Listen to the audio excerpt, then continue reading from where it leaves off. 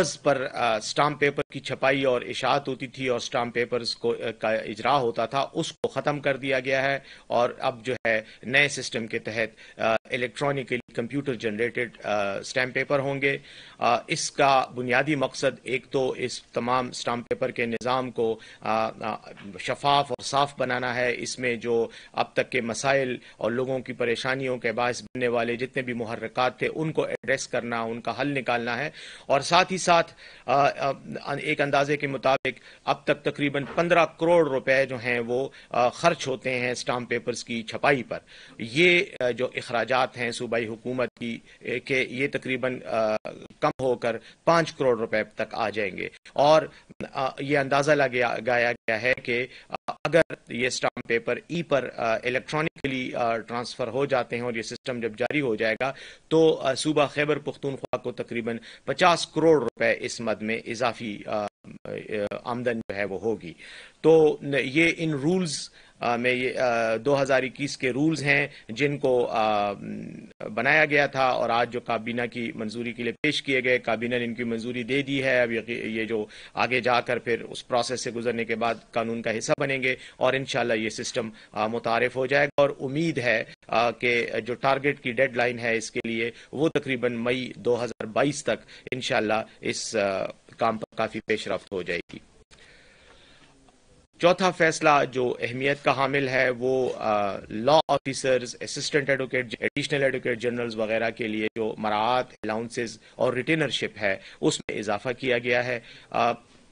لا officers کی تنخواہیں، مراعات اور ساتھ ہی ساتھ ان کے جو عدالتوں میں حاضری کی فیس ہے وہ اس میں بھی اضافہ کیا گیا ہے، اور اس کی تفصیلات جو ہے انشاءاللہ وہ پریس میں اور میڈیا میں تمام اداروں کی اور تمام جو افسران ہیں ان کا جو ہے تفصیلات ابھی انشاءاللہ جلد ہی ہم ایشو کر دیں گے۔ خواتین کے حوالے سے ہراسانی کے محتسب کا ادارہ جو تھا اس میں بھی پیکج کی منظوری دی گئی ہے، اور صوبائی محتسب جو اس وقت کام کر رہی ہیں اور ان کو ابھی حالیہ دنوں میں ہی 3 سال کا مزید ایکسٹینشن کا ان کی کا ٹائم دیا گیا ہے، ان کی تنخواہ کے حوالے سے بھی اور ان کی مراعات کے حوالے سے بھی کچھ ایشوز چل رہے تھے، تو باقی صوبوں کے برابر جو ہے ان کو بھی پیکج دیا گیا ہے اور منظوری کابینہ نے دے دی ہے۔ ان کو MP2 اسکیل کے حوالے کے تحت کی برابری سے ان کو مراعات اور تنخواہ جو ہے وہ دی جائے گی۔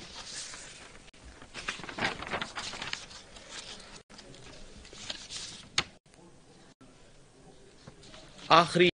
جو پوائنٹ ہے وہ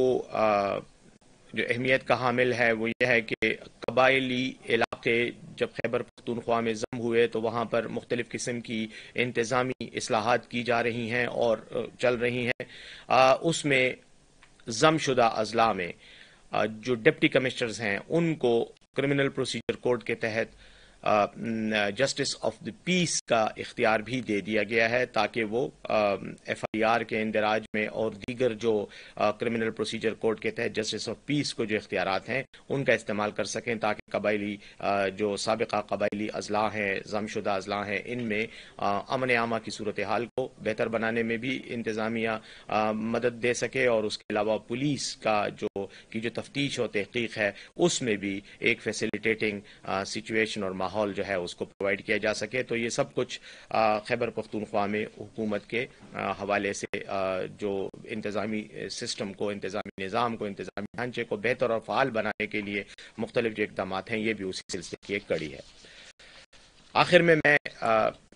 بتانا چاہوں گا کہ وزیر اعظم عمران خان صاحب نے جس ویژن کے تحت عوام سے جو وعدے کیے تھے اور جو حکومت کا ایک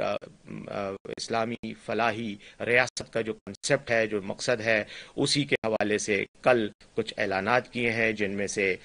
بہت اہم ہیں، کیونکہ غربت اور کا خاتمہ اور مہنگائی کا جو اس وقت ایک طوفان برپا ہے اس میں عوام کو ریلیف دینا وزیر اعظم صاحب کی اور حکومت کی اولین ترجیح ہے، اور اسی مقصد کے تحت کل پیٹرول اور ڈیزل کی قیمتوں میں 10 روپے فی لیٹر کمی کی گئی ہے، اور اس کے ساتھ ساتھ بجلی کی قیمت میں 5 روپے فی یونٹ جو ہے وہ کمی کی گئی ہے۔ ساتھ ہی ساتھ وہ طلبہ جن کو 12,000 روپے تک اسکالرشپ ملتی تھی ان کو 14,000 کر دیا گیا ہے، اور اس کے علاوہ جو گریجویٹ نوجوان ہیں ان کو بھی وظائف کی مد میں تقریباً 30,000 روپے تک اعلان کیا گیا ہے، جو میں سمجھتا ہوں کہ